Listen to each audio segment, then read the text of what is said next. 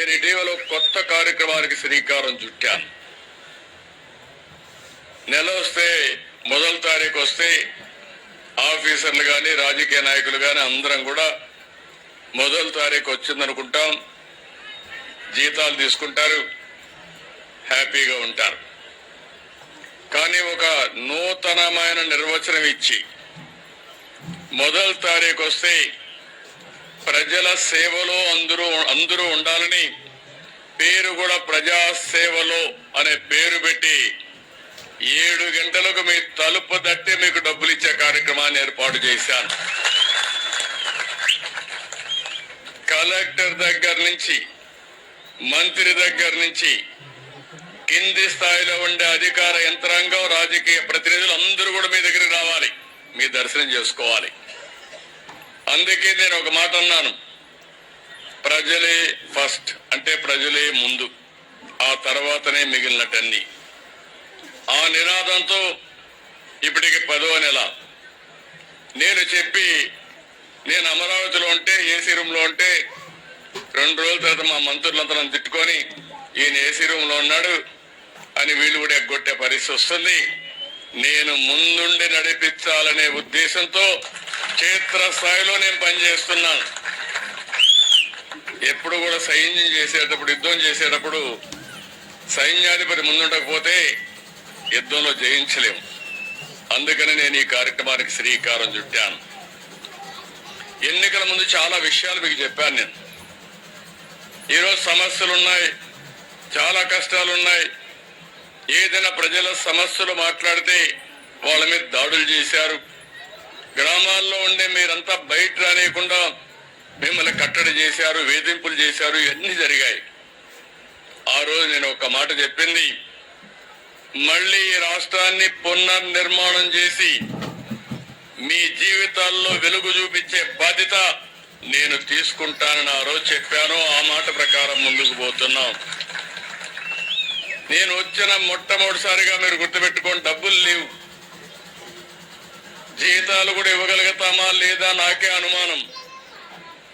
కానీ ఒక మాట చెప్పాను, ఏప్రిల్ నుంచి పింఛన్ ఇస్తానని చెప్పాను. మామూలుగా నేను చెప్పలేదు, అన్ని ఆలోచించే చెప్పాను. మీరు కష్టాల్లో ఉన్నారు, నాకు ఎన్ని ఇబ్బందులున్నా పర్వాలేదు, ముందు మీకు న్యాయం చేయాలని ఆ రోజు నేను చెప్పాను. అందుకనే మీరు ఒకసారి చూస్తే ఈ పింఛన్ అనేది కూడా అందరూ ఆలోచించుకోవాలి. వచ్చిన 63 లక్షల మందికి పింఛన్లు వస్తున్నాయి. మీరు ఒక్కసారి ఆలోచించుకోవాల్సిన అవసరం ఉంది. వేరే రాష్ట్రాల్లో ఇస్తున్నారా, ఇస్తే ఎంత ఇస్తున్నారు అని మీరందరూ గుర్తుపెట్టుకోవాల్సిన అవసరం ఉంది. పింఛన్ ప్రారంభించింది ఎన్టీ రామారావు గారు 35 రూపాయలు, దాంతో ప్రారంభమైంది. నేను వస్తానే దాన్ని 70 చేశాను. ఆ తర్వాత మళ్ళీ ముఖ్యమంత్రి అయిన తర్వాత 2014లో 200 రూపాయలు ఒకేసారి 5 రెట్లు 1000 రూపాయలు చేశాను. మళ్ళీ 1000 రూపాయలు 2000 రూపాయలు చేశాను. ఇప్పుడు కూడా కొంతమంది మాట్లాడతారు, మేం చేసాం 2000 అంటారు.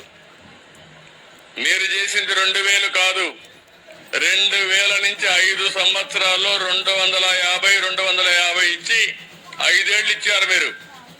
నేను వస్తానే ఏప్రిల్ నుంచే పెంచిన పింఛన్లు 3000 నుంచి 4000 రూపాయలు మీకు చేశాం. ఒక కుటుంబాలు నేను చూశాను, ఇప్పుడే 2 కుటుంబాల దగ్గరికి వెళ్ళాను. ఆ 2 కుటుంబాలు కూడా ఈయన ఎల్లావుల వెంకటేశ్వరరావు,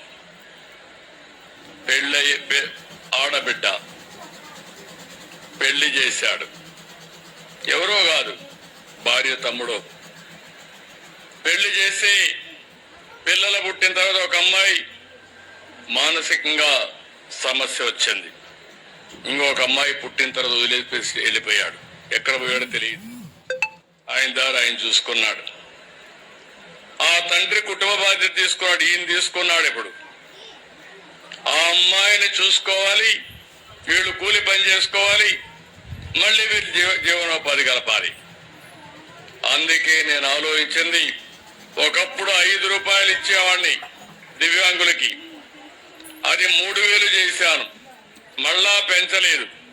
నేను వస్తానే అది 6000 రూపాయలు చేశాను అందరికీ.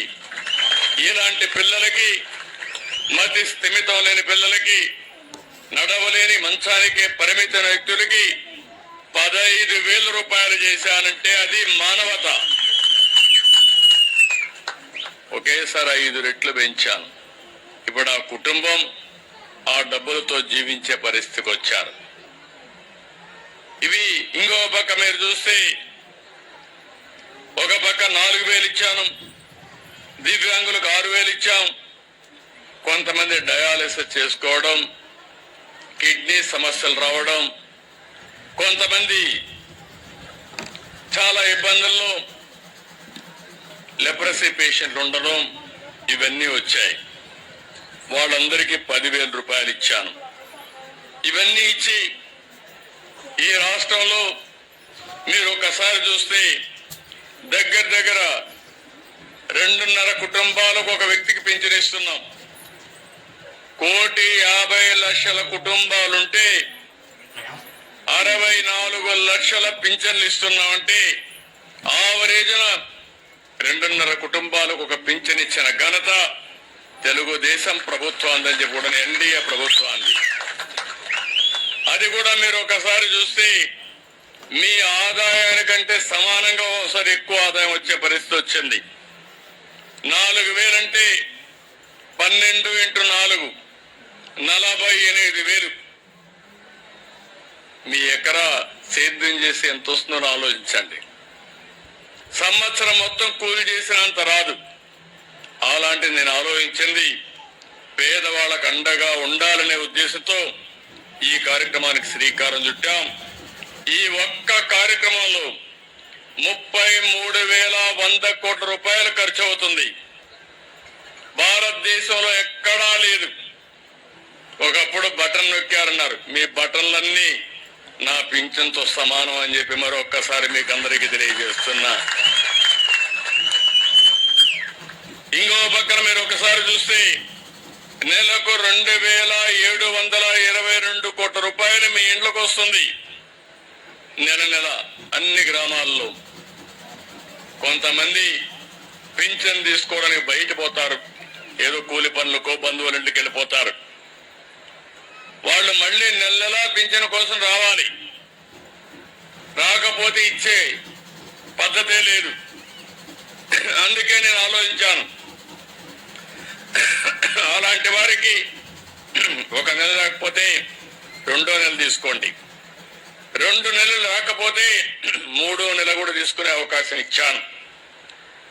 ఈరోజు మీరు చూసినప్పుడు దగ్గర దగ్గర 2 నెలలు తీసుకున్న వాళ్ళు 93,324 మంది ఉన్నారు. నేను మిగిలిపెట్టుకోవాలంటే 76 కోట్లు మిగులుతుంది నెలకి.